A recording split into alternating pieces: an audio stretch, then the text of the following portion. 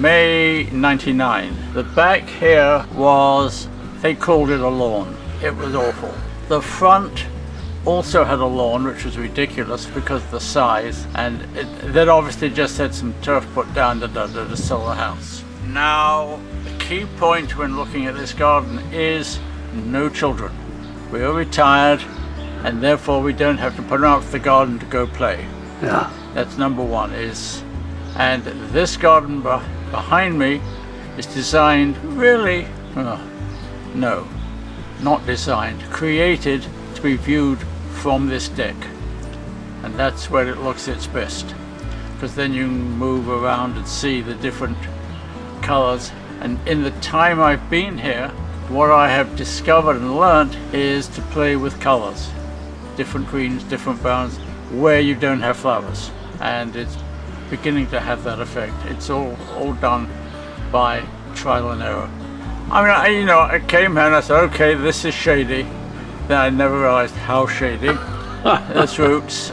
So first thing we did was essentially dig the whole of this back up, everything out of it, cut off all the roots from the trees, and then had the first shot of what's going to grow here.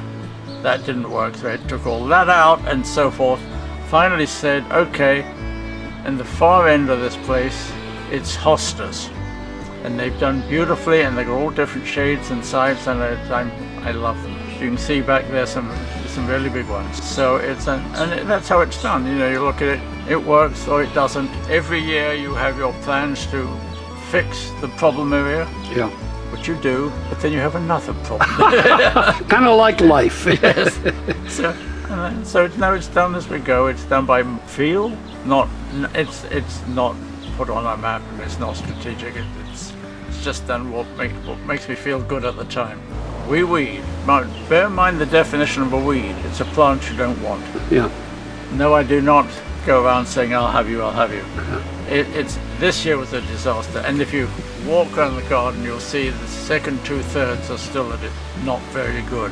My mother was a great gardener. She knew what she was doing. If she put something in, it grew.